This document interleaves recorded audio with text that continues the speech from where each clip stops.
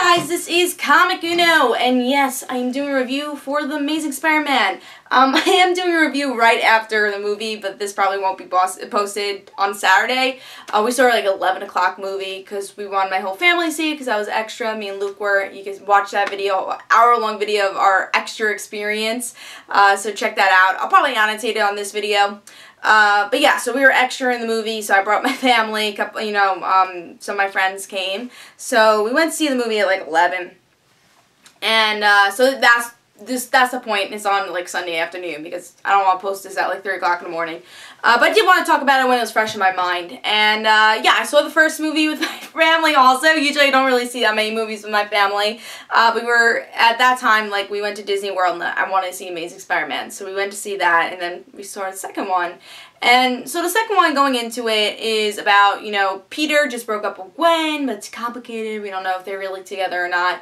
And that's the whole Gwen Peter thing. And there's other stories going on. I would say there's the father story, where we get to see, was the father a villain or what was he? Like, he was a scientist, but what exactly was he a scientist for? And that just connects me a little bit more of like how Peter got his powers.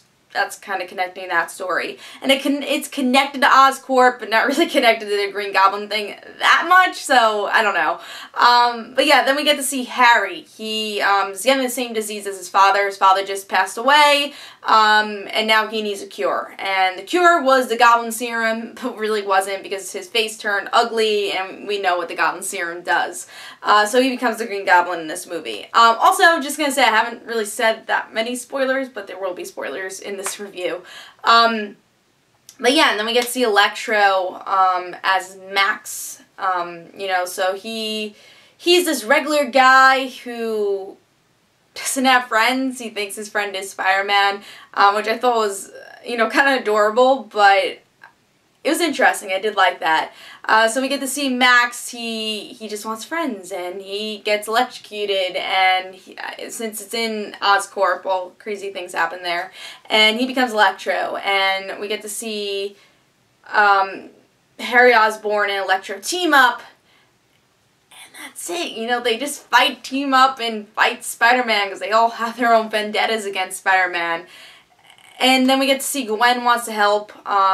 Gwen's gonna go to England to study abroad. And actually just go to, not even study abroad, but she's just going to Oxford. And it's like, oh, we're going in different directions, but hey, I want to help you. So she figures out a way to have Peter's web shooters not actually electrocute himself. And she's following him. It's like, hey, I just want to help you. And Electro's defeated, and we get to see that the Green Goblin takes Gwen, and they go into this watchtower, and Gwen's falling, and you're like, oh no, and she's wearing the classic jacket of the death of Gwen Stacy, and the same thing happens. She breaks her neck, and she dies, and that's the end. And Spider-Man quits for a little while, and then realizes, hey, I gotta do what I gotta do. And they reference Sinister Six, and that is it for this movie. What did I think? Obviously I'm a big Spider-Man fan.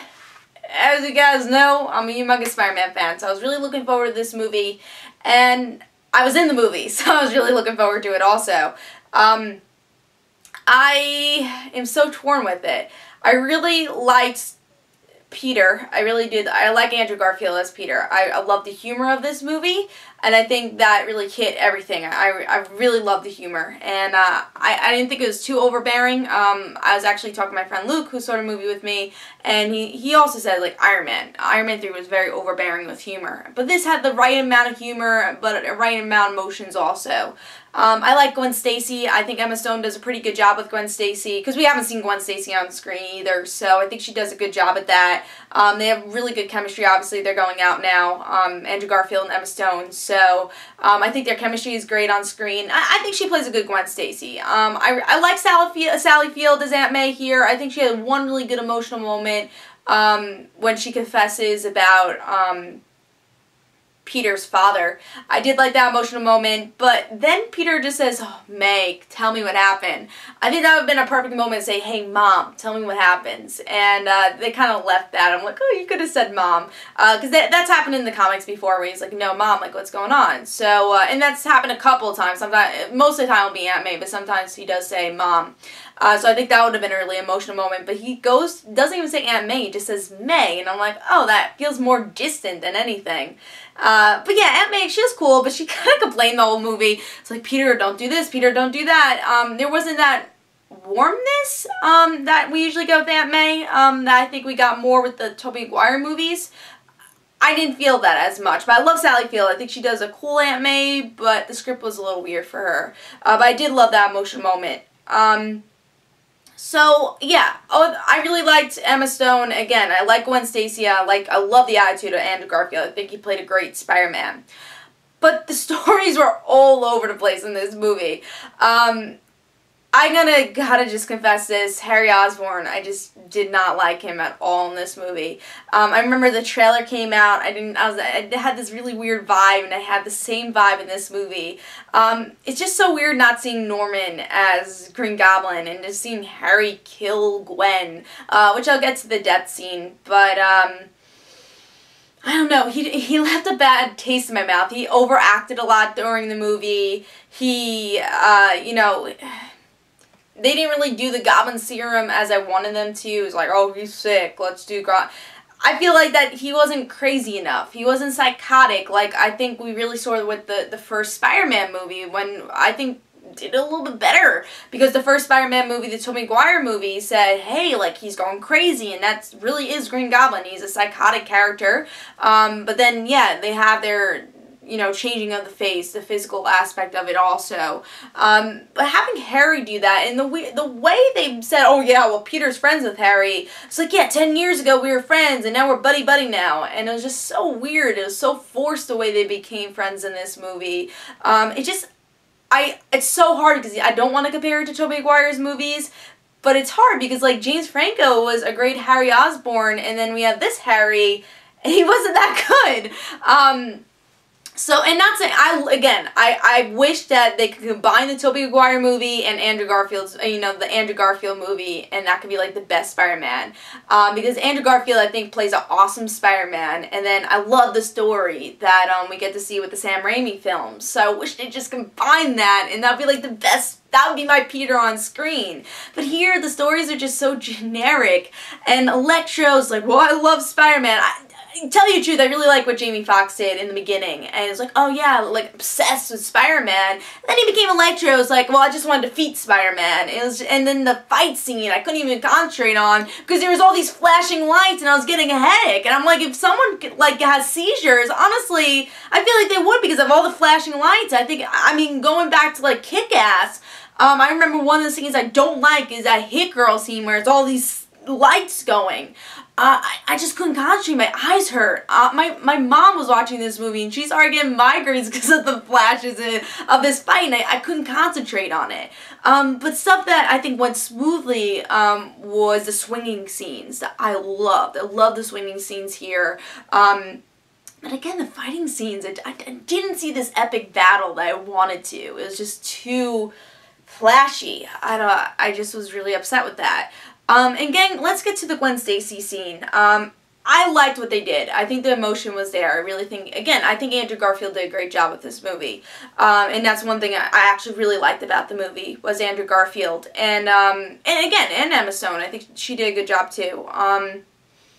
But yeah, at that scene, I felt the way they did it was weird. It wasn't that, the emotion of her falling was very different in the comic.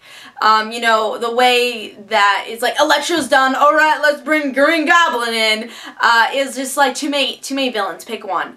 Pick the Green Goblin, pick that. They're squashing a lot of stories in one movie. Pick one. If you want Electro, just tell Electro's story. You don't need Green Goblin's story. I think they just want the name of Green Goblin to be in this. But I don't think Green Goblin was needed here, and The death of Gwen Stacy, I have to say, was kind of needed here. If there was no death, I probably would give this a low grade. Because that was the best part of the movie. Because you're waiting, you're like, tip, tip, and then you know what's going to happen. Especially her wearing that, and, you know, I got spoiled before the movie, so I knew she was going to die. But yeah, I mean, having Green Goblin just capture her in that way wasn't really planned, and I don't know, I like it more, going to the Brooklyn Bridge, you know, having that conversation, and then throwing her off the Brooklyn Bridge, you know, on purpose, and kidnapping her. I feel like that's more powerful than what happened in this movie. Yeah, so I don't think it went that well in the movie, but I think the emotion was still there, and I like that they still kept, you know, her breaking her neck. I thought that was good. And I guess with the time thing, I liked Gwen's speech, even though I heard it like 100 times already, because when I was an extra, we've heard it 10,000 times, and it was weird the way they used it, because they had a lot of more scenes in the graduation scene than they used. They had Flash Thompson in the actual movie, and Flash Thompson I think was shown like second in the funeral scene, and he had longer hair. But yeah, I don't know, it was just a little weird. I liked the scene, I did, and I thought it was really emotional, and but it could have been done better. We never seen the death of Gwen Stacy on screen, and they didn't really flesh out their stories, their storylines, and I felt with this movie they just didn't. There's no fleshed out plot, and it was just all kind of all over the place. But yeah, there were good things.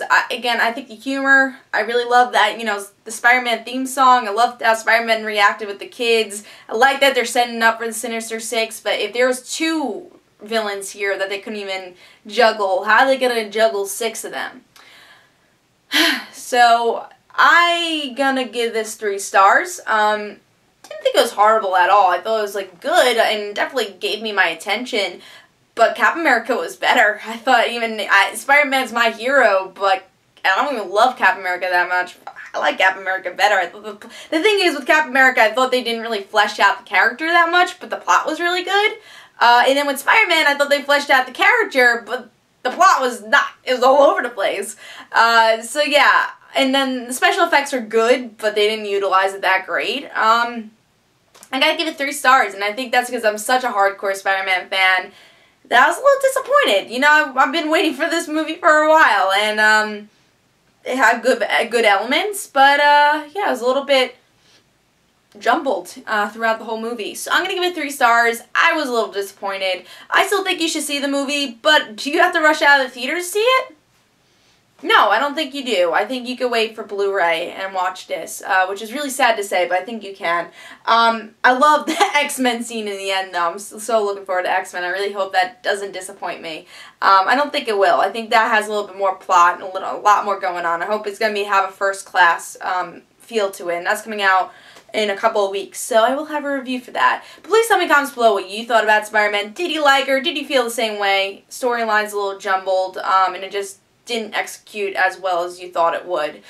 So yeah, I'm going to give it 3 stars, and again, as a big Spider-Man fan, I am giving it 3 stars. So hope you guys enjoyed. Tell me in the comments below what you thought, and don't forget to follow me on Twitter for Comic Uno and the rant situations, and I'll see you guys later. Bye.